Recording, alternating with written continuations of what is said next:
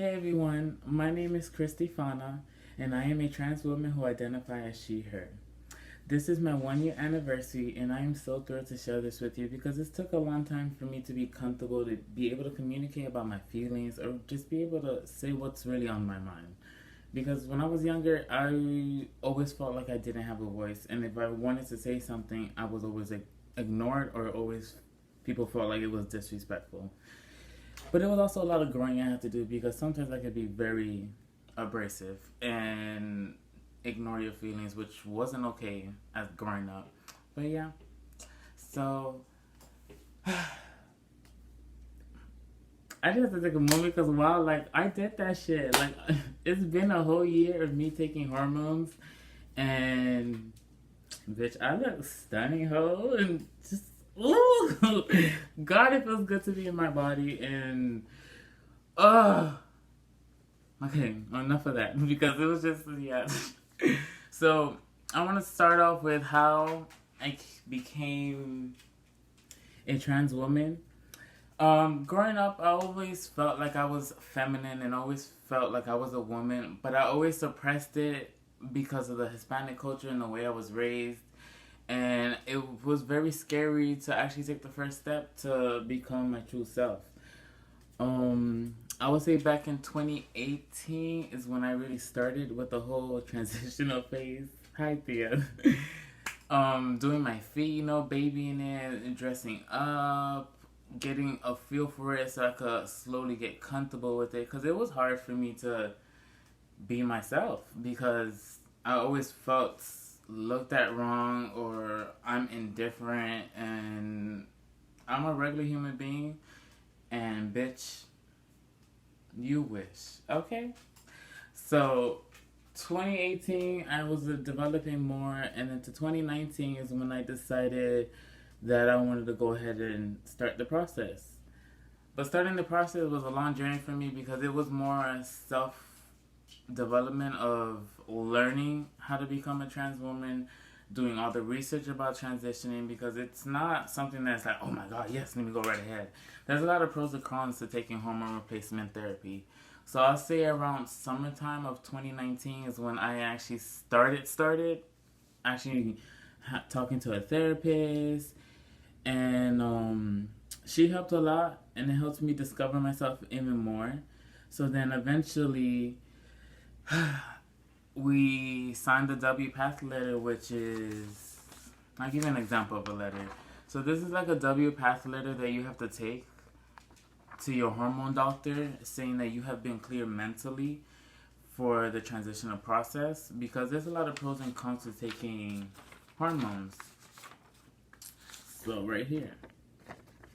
There's pros and cons to taking hormones. I've noticed I am eating better. I don't have as much appetite. I try to eat here and there. I try to exercise because it is a risk taking hormones, but I don't regret one step. And it feels so good to breathe again. Like, do you know what it is to breathe? Like, truly breathe in your own skin and be so happy. Like, like it's just a lot. Like, it's a lot. It's a lot. But once I did that like W Path letter and I went to the hormone doctor for the first time, I couldn't cry because it was just overwhelming of the how far I've come. And it was just like, fuck bitch, you did that shit. Like and I didn't regret one bit. It was like you on the right path, yes, ma'am. So when I had my first session with the hormones, I asked them basically how does it work, what happens with the body, all the good stuff. So this paper here it kind of gives you an idea of what happens when a trans woman takes hormone replacement therapy, and it was a lot to take in, and then I was like, I'm up for it because I did not want to be a boy. I never wanted to be a boy. I was born as a boy, but I'm a woman, bitch. And that's on period. And a stunning one at that. Okay? Um God. It's a lot. I'm sorry. It's just my 1 year anniversary. It's on January 5th. Sorry, I haven't said in the beginning. I'm all over the place. I'm jumping back and forth to topics. But it just feels good to talk, and I hope this helps other trans women or trans men or non-conforming people with my experience. Um, for the emotional aspect, it's been very hard. For the hormones, I would say that my emotions have amplified and I'm more in tune with my emotions. So now I don't want to hold shit in. I want to address it to you, like sit down and have a conversation compared to an argument. Um, I would say on my first year of transitioning, I'll call it like two depression waves of like really intense emotion. But that happened because I was adding too much conditions to my life with trying to rush of not looking like a man, trying to rush to buy my clothes. I just didn't want to look like a man anymore. I was just like, I finally started aligning myself as one of who I am, and it was hard the first year for me. And being on the apps and stuff was kind of triggering because guys are so, ugh, like so disgusting. Like they're so close minded. They want to degrade you. And then if you're not interested and you turn them down, they attack you in every way possible. And it was very hurtful because I was in the beginning stages and I was vulnerable to that whole topic of, yeah, I know I didn't look as a woman. And yeah, it was the beginning stages, but you're still an asshole for trying to rush somebody's process. For the family, it's been hard with the family. I mean, they're working through it, but it's really hard when they don't put the conscious effort of addressing you of who you are, as in I am she, her, not he, him, or mijo. You need to call me mija now. I know it's hard for them, and it's gonna take some time for them to get used to. Like, I'm not ignoring how they feel because they did lose Christian. Christian is resting now. Christian could not live in this world, and it kind of hurts when my family always keep calling me Christian or he, because when they call me Christian, this part's gonna be a little intense. I'm sorry. Christian was gonna kill himself. I was very not happy with who I was in the past, and it kind of hurts when people keep saying Christian or he, because it's like, fuck, man. Christian was gonna end his life, and it kind of feels like you telling me to go kill myself, because that's who Christian was. Christian was very depressed, anxiety. I had a lot of issues from the past that I had to address, and it kind of hurts a lot, and I had to take a lot from my family with not respecting who I am. But at the end of the day, it's okay. As much as I would want my family to be 100% on board, showing the support, it's hard. It is. Like for New Year's, this person, won't say who it was, called me their fake, and my sister the real. That hurt a lot, and I try my best not to, you know, to get to that ugly state of rah, rah, rah, rah, because I'm too tired to fight. And shit like that is like, wow, you can't make a conscious decision of respecting who I am, but you always have to go back to Christian, Christian, Christian. And that really hurt me. So I did the adult thing and I just got my stuff and I came home and I celebrated New Year's with my sister and we had a great New Year's. I wasn't going to bring anger to 2021 because COVID was already enough to 2021, but I feel like COVID was a blessing in disguise. Rest in peace to those who didn't make it.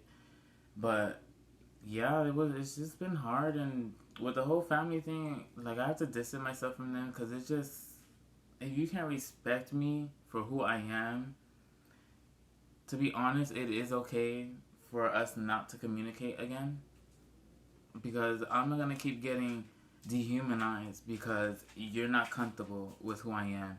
And another thing is that I hate when my family likes to joke around to make themselves feel comfortable, like if my existence is not there. That is so fucked up. I'm sorry.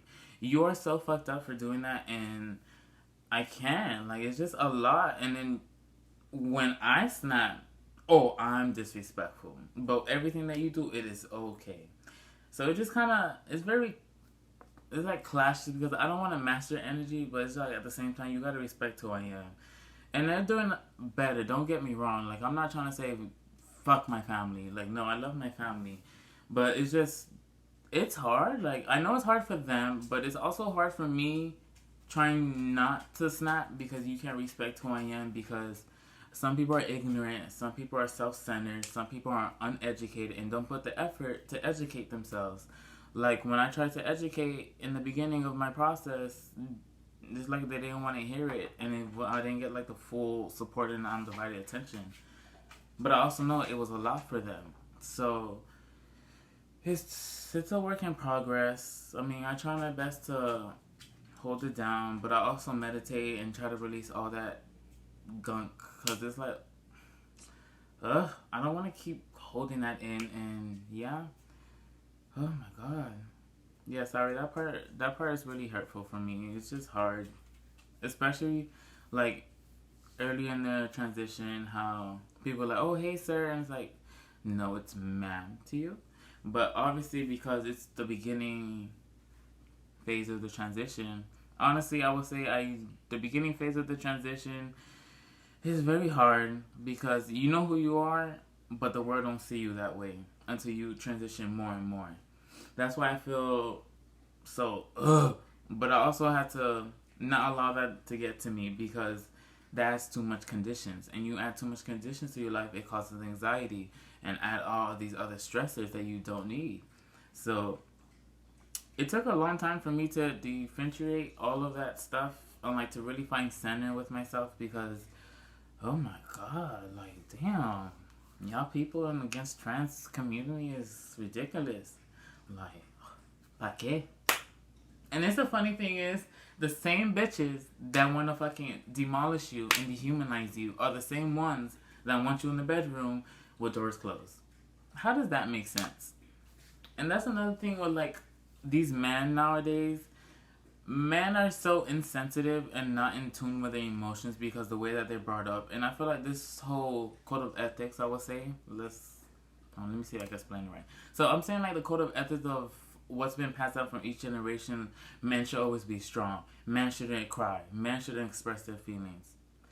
It's kind of sabotaging a lot of relationships, and a lot of women feel and I'm sure the gay men as well. Like it's hard to find relationships, and for me growing up, I feel like I understand relationships a lot more, and that's why I'm still single because it's hard to find someone that wants to have that intimacy of talking. Like, hey babe, I'm not okay. This is what's going on, and yada yada yada. Obviously, your significant other or anybody in the world can't take your problems away. They're just there to listen, give you advice, and give you the love and support that you can. And that's all I ask for. And just like I'm sure that's what all of you ask for. But it's been hard. And like the men that message me, it's kind of sad how they're willing to cheat on their girlfriend and their wives with trans women or men, whatever your preference is. And it's really sad. Like y'all really, I've had people tell me, oh, fuck that girl. I don't like her. So why are you with her? Like, you sound so stupid, yet you go back to your wife. That makes no sense, dude. I know you're trying to fulfill a fantasy, but, and oh man, no. It just doesn't work that way. I'm a regular human being, and I don't want to tolerate that, because it's just like triggering for me from when I was growing up with things that happened, and I don't want my man to cheat on me, so I just don't want that happening to me, and I don't want to do it to others because I know that does not feel right. That feels so wrong, like really wrong. That's really, really, really, really wrong. But it goes back to a lot of communication. So, like for me, in relationships, we should be able to talk to one another, be affectionate, have personal space because that's important. You have to take care of yourself. Sometimes you just gotta disconnect from your man. And you just need your personal space. And I've learned living on my own, I cherish my personal space. And like when I moved out last year by myself, it was really weird to come home and it was quiet. Like quiet. Like it was so quiet. Because where I grew up, everybody's always coming to the house. Everybody's coming for food or just chimia or whatever. It was just always, everybody was there, including my friends, my family. It was just like, yeah. So when I got to move out by myself, that's what I'm saying. It was a big game changer because I cherish my alone time. I fight for my alone time. And sometimes I would tell people I don't want to hang out. And I don't feel selfish or feel bad because you have to have those times that you need to respect what you need and you need to just be right here. Or go to the beach, meditate, go outside and hug a tree to ground yourself. You know, there's different things. Hi baby. So yeah.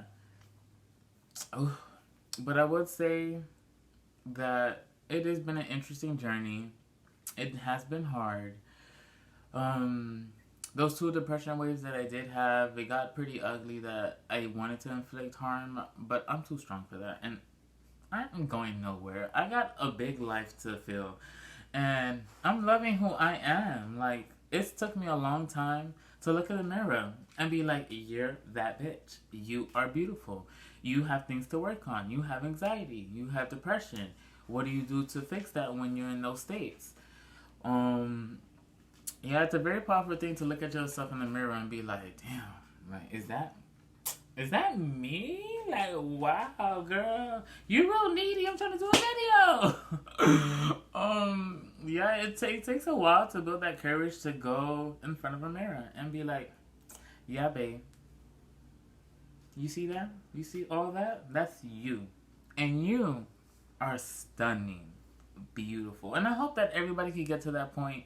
Because I don't wish anybody harm. I don't know. I hope that everybody can heal one day and really deep dive in with whatever demons you have. Because a good percentage of people allow the demons to control themselves, and not a lot of people are really awake. And it sucks because sometimes when you try to address it to certain people, because it's just too much, they attack you. And it's just like, oh, like, Jesus Christ, I hope you find your way. But yeah, I think that's about it about my 1 year anniversary. We'll go for next year, 2022. And we'll see how it goes. And I'll let you know how my journey is. And I hope that this video is informative. And I hope I don't try my best not to hurt anybody's feelings. But at the same time, I apologize beforehand. But yeah, thank you for listening. And I'll see you next year.